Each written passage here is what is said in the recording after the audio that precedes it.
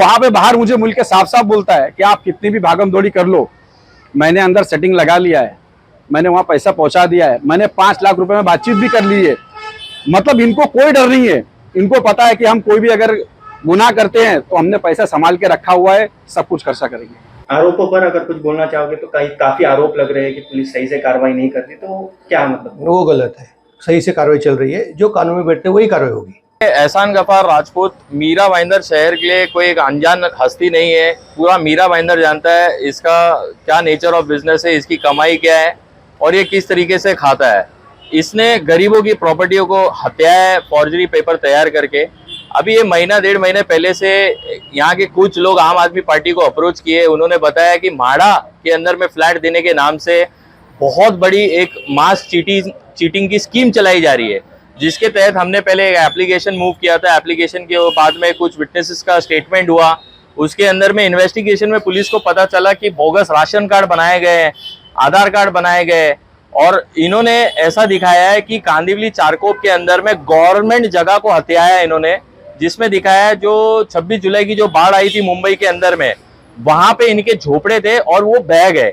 इन्होंने मीरा भाईंदर के 150 लोगों से पैसा उठाया और कम से कम 500 से अधिक लोगों का नाम इस लिस्ट के अंदर में जोड़ा है जो यूपी से बिलोंग करते हैं, जिनको ये नहीं मालूम है कांदिवली किधर है, मीरा रोड किधर है, दहीसर किधर है, कौन किधर है। मगर मीरा भाईंदर के 150 गरीब जनता जो ये राजपूत प्रॉपर्टीज नाम की एक ऑफिस चला रहा है नया नगर के परिसर के अंदर में, उसके ऊपर में उसने लोगों से बुकिंग अमाउंट 50,000 से लेके लाख रुपए उठाए, बहुत सारे लोगों से उठाया।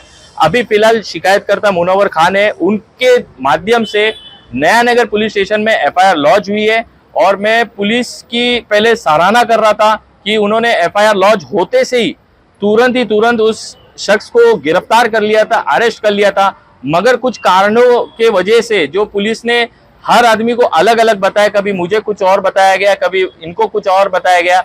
मुझे बताया गया कि पुलिस के हाथ में जैसे नोटिस देने का एक वो रहता है कि इनको नोटिस देना पड़ेगा, नोटिस देके छोड़ना पड़ेगा, मगर ये सारी चीजें इसमें अप्लाई नहीं करती है। इसके अंदर में 4 चीज है कि 7 आरोपी बने हैं, उसमें से एक को जिसको अरेस्ट किया हुआ है उसका क्रिमिनल एंटीसीडेंट्स ऐसा है कि यहाँ का मैं लिख के देता हूँ, नया नगर का कोई पुलिस ऑफिसर नहीं रहेगा जो लिख के दे सकता है कि इसको आज छोड़े तो कल उठा के लेकर आ सकते कहीं से भी।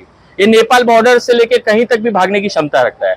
दूसरी बात, अगर 7 आरोपी इसके अंदर में, बाकी 6 को आप नोटिस दे सकते हो, स्टेटमेंट ले सकते हो, उनके डॉक्यूमेंट्स को वेरीफाई कर सकते हो और उनके साथ में प्रॉपर इन्वेस्टिगेशन कर सकते हो। सीआरपीसी 154 क्या कहता है, आपने कॉग्निसेंस लिया, ये कॉग्निसेंस ऐसे नहीं लिया गया था। यहाँ से नया नगर पुलिस स्टेशन से फाइल जाती है एसीपी ऑफिस, एसीपी से डीसीपी, डीसीपी से रिटर्न एसीपी और एसीपी से मीरा रोड, ये नया नगर पुलिस स्टेशन। इसके अंदर में कई दिन कई महीनों की मेहनत लगती है। उसके अंदर में कोई भी ऑफिसर आके तुरंत अपना पल्ला झाड़ देता है, क्योंकि ये यहाँ के रसूखदार लोग हैं, इनको अच्छी खासी बैकिंग है और इनका क्रिमिनल बैकग्राउंड जो ऐसा है कि इनके खिलाफ कोई खड़ा नहीं होता है, तो उस चीजों का ये फायदा उठाते हैं। बहुत सारे ऑफिसर्स इनके दबाव में आ जाते हैं, मगर बहुत सारे अब दबाव में नहीं आते।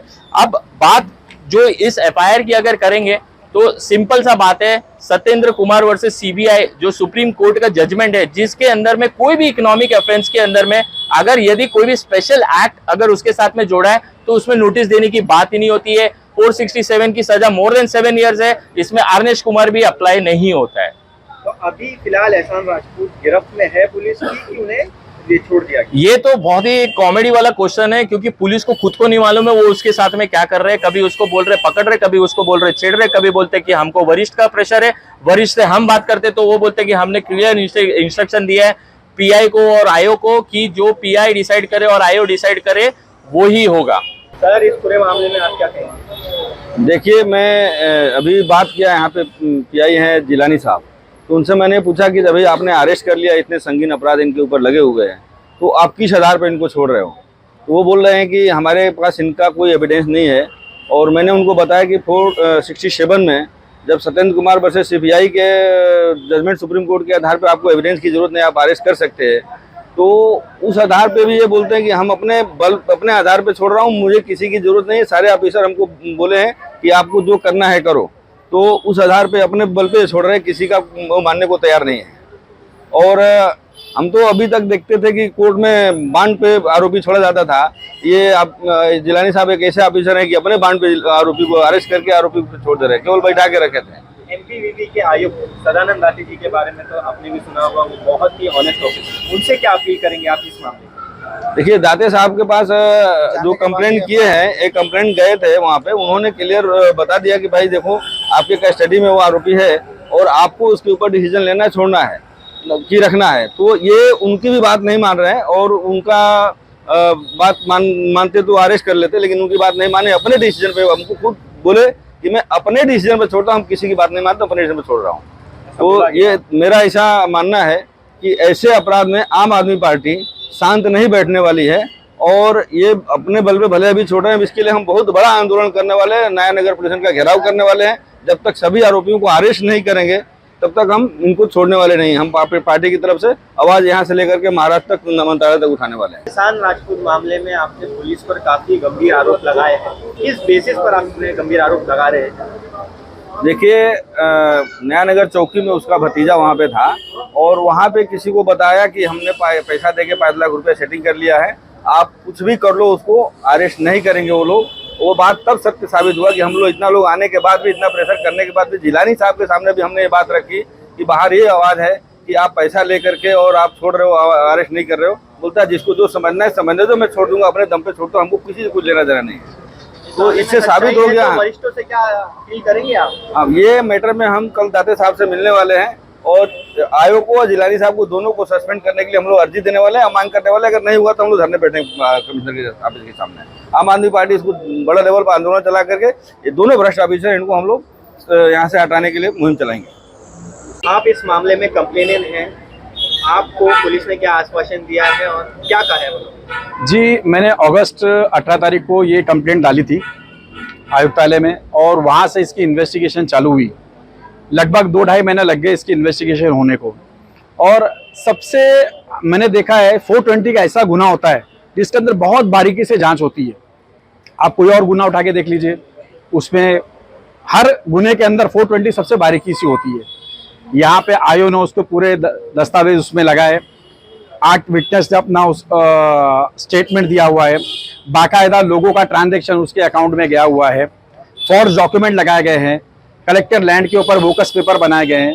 ये सारी चीज़ का पुरावा बनाकर यहाँ पे आयो ने सबमिट किया, पीआई साहब ने यस किया, वो गई एसीपी ऑफिस, वहाँ से भी यस हुआ, वो गई डीसीपी ऑफिस, वहाँ भी वेरीफाई हुआ, वहाँ से भी यस हुआ।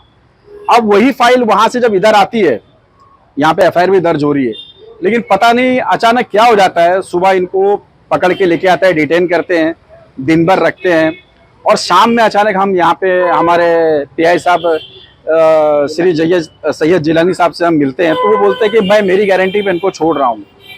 मैंने पूछा उनको कि ऐसी क्या चीज़ है इसके अंदर जो आपको इसके अंदर उनको छोड़ना लग रहा है, तो बोलते हैं इसके अंदर कोई पुरावा नहीं है। तो मैंने ये भी कहा कि सर ये इसी पुलिस स्टेशन के अंदर एक पीआई साहब यस करते हैं और आप उसको नो करके वो करते हैं, ये बात ठीक नहीं है। और मैं एक चीज़ पे मामले को रोशनी डालना चाहूँगा। शाम के समय जब मैं खुद यहाँ से शांति नगर पुलिस स्टेशन गया तो मैंने वहाँ पे क्या देखा कि ड्यूटी साहब वहाँ पे बैठे हैं और एक्यूज़ भी वहाँ अंदर बैठा है। एक्यूज़ का एक भतीजा है रहमान राजपूत, उसके ऊपर भी कई कुछ मामले दर्ज है, वो भी जेल में था कुछ टाइम पहले। वो वहाँ पे बाहर मुझे मिल के साफ साफ बोलता है कि आप कितनी भी भागम दौड़ी कर लो, मैंने अंदर सेटिंग लगा लिया है, मैंने वहाँ पैसा पहुँचा दिया है, मैंने 5 लाख रुपए में बातचीत भी कर ली है। मतलब इनको कोई डर नहीं है, इनको पता है कि हम कोई भी अगर गुनाह करते हैं तो हमने पैसा संभाल के रखा हुआ है, सब कुछ खर्चा करेंगे। आप क्या इस बारे में आपने वरिष्ठों से बात की है? जैसे जी, मैं खुद अभी थोड़ी देर पहले माननीय हमारे शशिकांत भोसले साहब को मैंने कॉल किया था। उन्होंने कहा कि जब फाइल मेरे पास आई थी तो मैंने देखा और मैंने यस करके आगे भेज दी। ठीक है, अब जो बनता है वहाँ के आईओ पे डिपेंड है और पीआई पे डिपेंड है वो क्या डिसीजन लेते हैं। मैं सीपी ऑफिस भी गया था, मैंने वहाँ पे भी सर को बताया कि सर सुबह से ये गतिविधि चल रही है। हमारे माननीय श्री सदानंद दाते साहब ने उस एप्लीकेशन को यहाँ फॉरवर्ड किया और उनसे भी जवाब मांगा कि भाई ऐसी क्या चीज़ें जो आप इनको छोड़ रहे हैं। क्या आपके साथ भी एहसान राजपूत द्वारा ठगी की गई है? क्या आप भी इस मामले में कंप्लेनेंट हैं? जी हाँ, मैं भी इस मामले में पीड़ित हूँ। मुझसे भी उन्होंने 2.5 लाख रुपए लिए हैं और मुझे इस तरीके से आश्वासन दिया था कि आपको एक फ्लैट मिलेगा और 1 BHK का फ्लैट मिलेगा और मैं उस वक्त किराए पे रहता था। तो मुझे बहुत घर की ज़रूरत थी, तो इन लोगों ने मेरे जो 4.5 लाख रुपए हैवी डिपॉजिट के थे वो निकलवा के इन लोगों ने 2.5 लाख रुपए मुझसे लिए थे, और ये कहा था कि आगे जब आपको पोजीशन मिलेगा तो आपको 5 लाख रुपए और देने। इस तरीके से इन्होंने 2.5 लाख रुपए लेके मेरे क्या क्या डॉक्यूमेंट्स बनाए हैं मुझे वो भी नहीं पता है अभी तक।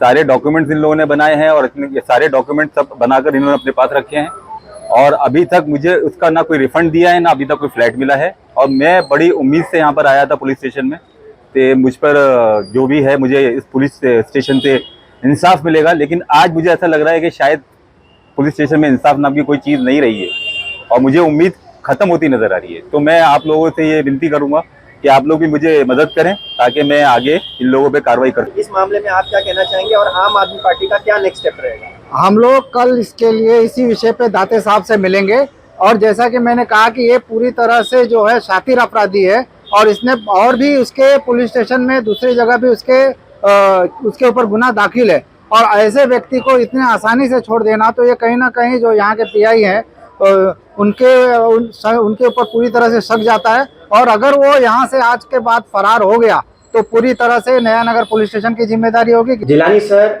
एहसान राजपूत मामले में बहुत सारा विवाद चल रहा है, क्या आप कहना चाहेंगे पुलिस इस पे किस तरह की कार्रवाई कर रही है? जो हमारे पास क्राइम रजिस्टर हुआ है उस क्राइम के इन्वेस्टिगेशन ऑफिसर सहायक पुलिस निरीक्षक ड्यूटी संदीप इनको दिया गया हुआ है, और वरिष्ठों के मार्गदर्शन में हम इस क्राइम का उचित तरह से इन्वेस्टिगेशन करके अच्छी सी कार्रवाई करने वाले हैं।